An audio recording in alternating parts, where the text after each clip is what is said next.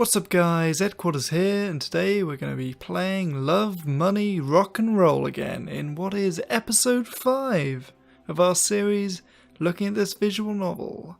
So at the end of the last episode we were about to start the last lesson of the day when, shock horror, a new student came in.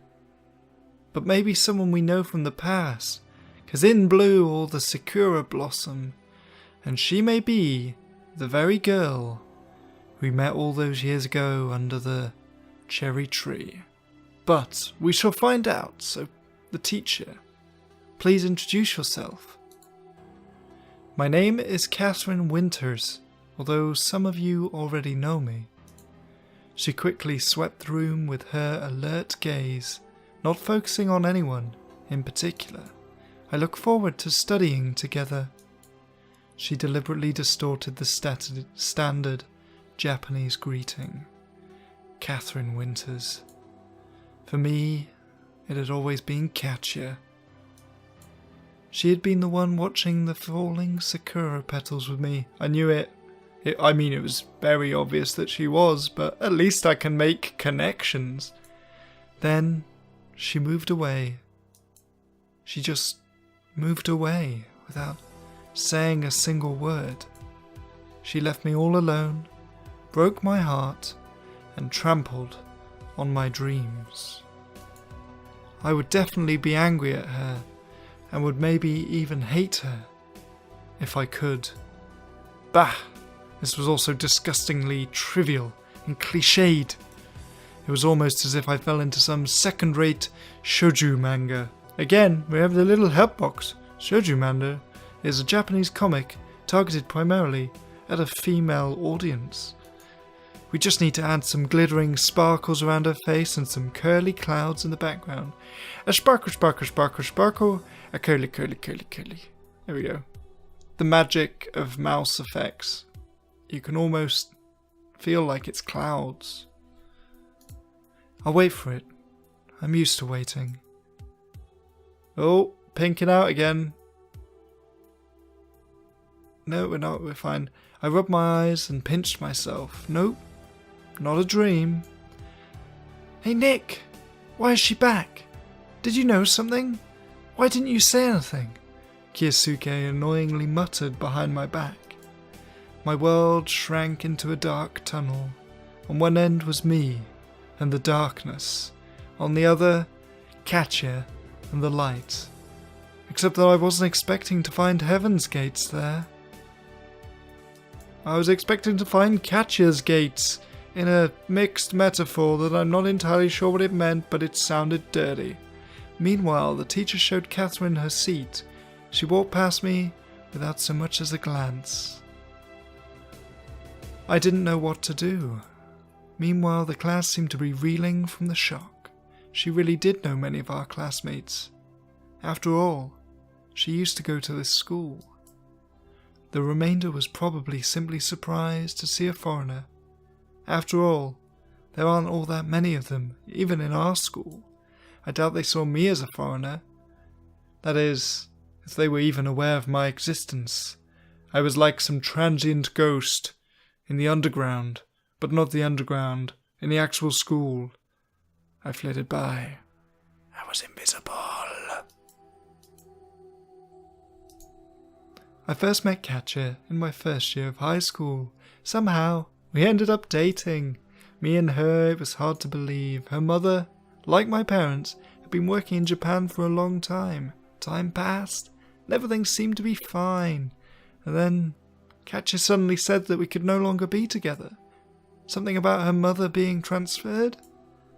I could have believed that. I could have forgiven and forgotten. But didn't it hurt her at least a little? I'm not some work colleague you par with because of a simple transfer to another office. I'm assuming that that's part with a farewell party and mandatory gifts in order. Sorry and goodbye. Cold, clinical, informal, torturous. And after all that, she simply shows up in my class. Nice to meet you. I look forward to studying with you. Seriously? She couldn't find another school in all of goddamn Tokyo? I found that hard to believe, and yet Somewhere deep inside me, some foolish hope sprang to life. Don't go there, buddy. Don't go there, Nick. She broke your heart, man. What if she came back for me? No, she didn't even acknowledge you. Don't do it, Nick. What if that's why she's here? Indeed, optimism needs no reason to exist. No, it's a trap. It's a trap. I watched as the clock's agonizingly slow hand counted the seconds. I need... Wait, did I miss something? Oh, I need to talk to her. There was the bell. I mustered up my courage. Courage? It's like oranges, but that's not what he mustered up. He mustered up courage. I mustered up my courage, and she slipped right past me, heading for the exit. Was I too slow? Did I lack confidence? What difference does it make now? Hey Nick, did you fall asleep or something? Does it keep skipping dialogue? No. I heard Kyosuke's words come from afar as though from another world. What should I say to her? Hey. I apparently keep skipping 2 lines of dialogue at once. That's annoying. But I'm sure... Oh well. Oh, I heard Kyosuke's come from another world. But another line light flashed up. Oh well, whatever.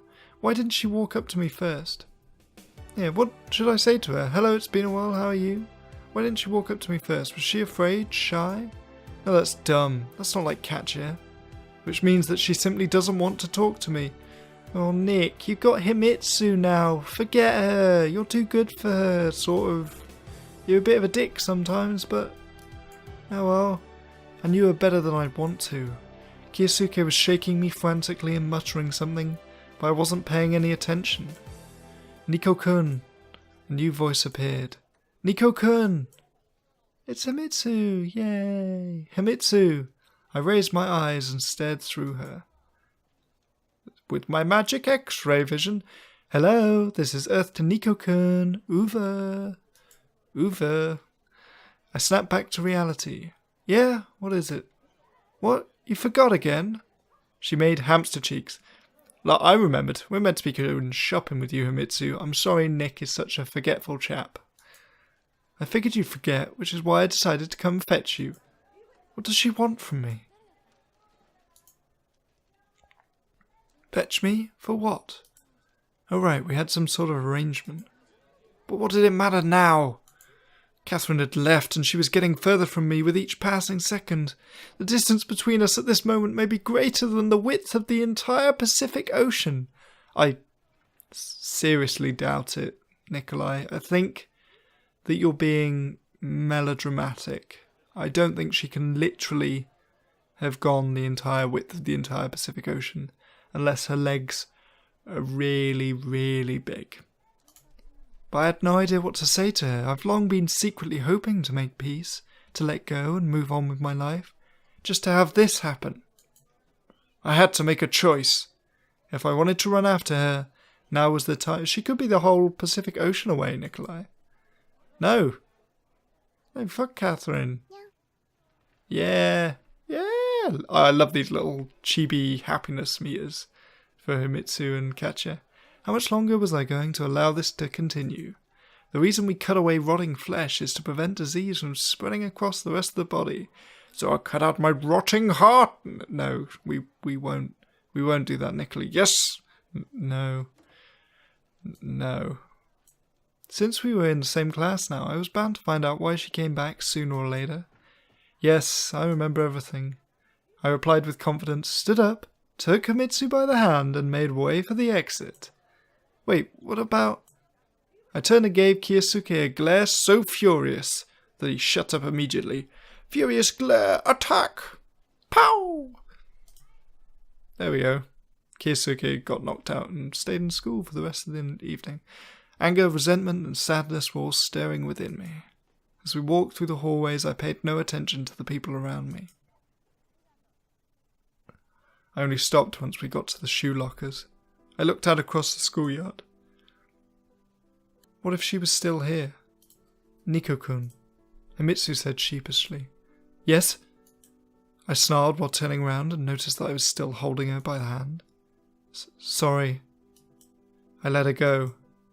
Did something happen? Don't say no, I can see that something's wrong. Kisuke-san also looked agitated. San is a Japanese honorific, expresses respect used towards those older, higher in status, or esteemed by the speaker. Kisuke? I grinned. The only thing that can agitate him are anime heroines with unrealistic proportions. Nico-kun is talking about boobs, and maybe bums, but probably boobs. But Himitsu continued staring at me with her big eyes. I mean, he was talking about some anime series. The one with the magical girls. It airs at 6 o'clock. You've probably seen it. Why was I lying to her? Yeah, why were you lying to her, Nico-kun? I couldn't hide Catherine from her forever. Maybe for today, but come tomorrow she would bump into her at school. Or worse yet, Catherine will visit Himitsu's place herself. Anyway, it doesn't matter. Let's go to that store of yours. You said it was at the station, right? Luckily, it wasn't in Himitsu's nature to continue the interrogation. So today in class, the teacher asked Ray-kun, when did man first land on the moon? And he replied, in 2079. Can you believe that? Nikolai sounds distracted. And then in phys ed, Himitsu carried on as if nothing had happened. Maybe as far as she was concerned, nothing did happen. From the outside, the shop looked fairly average. Maybe it was attracting schoolgirls with affordable prices? Himitsu wasn't from the wealthiest family by our school's standards, but her father worked in the government sector, so they weren't exactly impoverished either. We entered the store. Ooh, it has a nice bell. You can always tell a good store by the sound of its bell. Oh, look, tram. Hello, tram. You're going the different way to the clouds. Follow the clouds. There we go. Himitsu tried one clothing item on after another. Is that me? I've forgotten what I look like already. Oh yeah, because we're in our sports stuff, because we had orange juice on us. Nice. Nice continuity. What do you think? It's alright. What about this? I think this colour will be in fashion this winter. Oh, predicting fashion trends, are you, Himitsu? It's alright. Typical boy in a girl's fashion store. What about this dress? It doesn't look really low rent. It looks quite nice, actually. Notes of discontent began showing in her voice. I think the previous one was better. As if I even knew which one the previous one was. I wasn't really in the mood for a fashion show. In my opinion, Himitsu looked good in anything. Exactly, stay with Himitsu.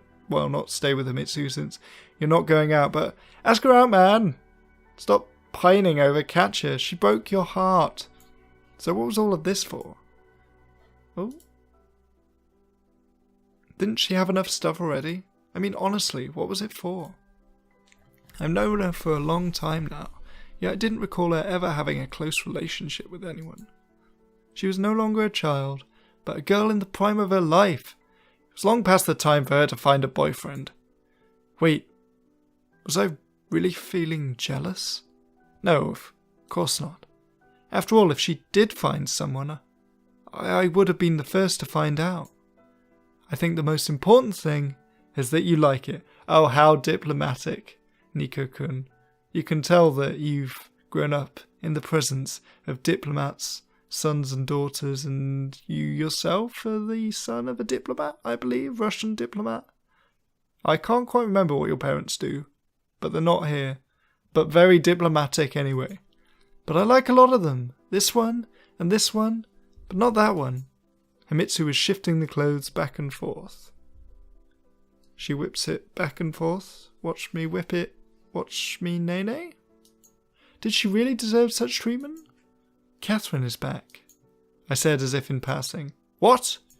It seemed she genuinely didn't understand me. Oh, I probably said that too violently. What? She arrived in our class right before the last lesson. Apparently we'll be studying together from now on. Oh no, it crumpled to the floor. Really?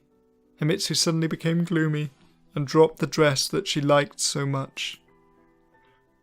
I see you're not too happy about that. I'm happy. I just thought that she left forever. I thought so too. What is she planning to do now? What do you mean? I mean...